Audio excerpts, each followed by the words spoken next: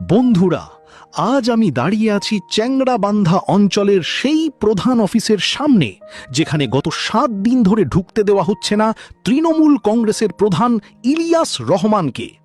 কারণ মানুষের অভিযোগ দুর্নীতির পাহাড় জমেছে এখানে।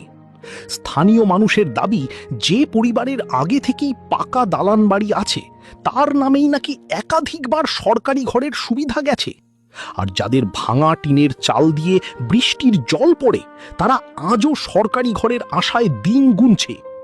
সবচেয়ে বিস্ফোরক অভিযোগ, সরকারি ঘর পাইয়ে দেওয়ার নামে নাকি 20,000 টাকা করে নেওয়া হয়েছে সাধারণ গরিব মানুষের কাছ থেকে।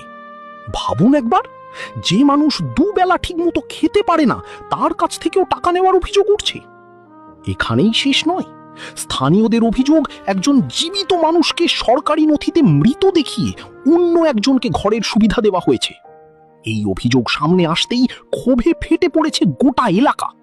তাই আজ সাধারণ মানুষ বলছে, প্রধান ইলিয়াস রহমান অফিসে ঢুকলে যদি গুরুত্বপূর্ণ নথি বা প্রমাণ নষ্ট হয়ে যায়, তাই আপাতত তাকে অফিসে ঢুকতে দেওয়া হবে না। আর এই প্রতিবাদ টানা 7 দিন ধরে চলছে।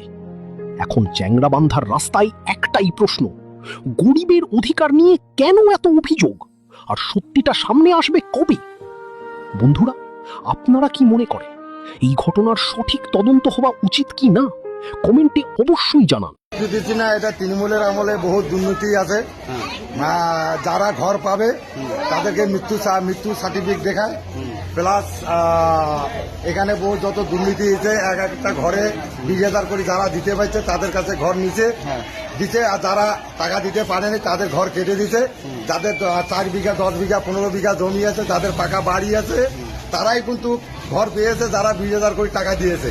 আর যারা গরিব শ্রমিক লোক যারা টাকা দিতে পারে নাই তাদেরকে ঘর ওরা দেয় নাই, তাদেরকে মানে ব্ল্যাক লিস্ট করিয়া ছেড়ে দিয়েছে। আবার বলছে কারো মৃত্যু হয়ে গেছে এইরকম সার্টিফিকেট এবং হুমকি চুমকি দিয়ে এদেরকে বসায় রাখছে। প্লাস আবার কিছু লোক টাকা নিয়েছে, আমার বুথে এখনো 6টা ঘর করে নেই, অলরেডি টাকা নিয়ে আছে কিন্তু ঘর করে নেই।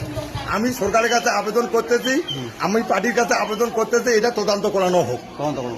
কতদিন ধরে এখানে প্রধান অফিসে প্রধান ঢুকতে দিচ্ছেন না? আমরা আজকের থেকে আমরা 1 সপ্তাহ হয়ে গেল। 1 সপ্তাহ প্রধান ঢুকতে দিচ্ছেন না? কেন ঢুকতে দিচ্ছেন না? প্রধানকে ঢুকতে দিচ্ছে না, দুর্নীতি আছে, জালিয়াতি বিল আছে, তারপরে মানুষের কাছে 20,000 করে টাকা নিয়ে এসে তারপর ঘর দিচ্ছে। যাদের 10 বিঘা 15 বিঘা জমি আছে, বাগান আছে, যাদের পাকা বাড়ি, যাদের বিল্ডিং আছে, তাদেরকে ঘর দিয়েছে। আর যারা মানে টাকা মানে দেয় নেই তাদেরকে ঘর দেয় না। এই জন্য আমরা প্রধানকে ঢুকতে দিচ্ছি না। আর ঘরে ঢুকতে দেওয়া হচ্ছে না, একটা কারণ এখানে সব প্রমাণ আছে, তাই জন্য তো? হ্যাঁ, প্রমাণ আছে তো।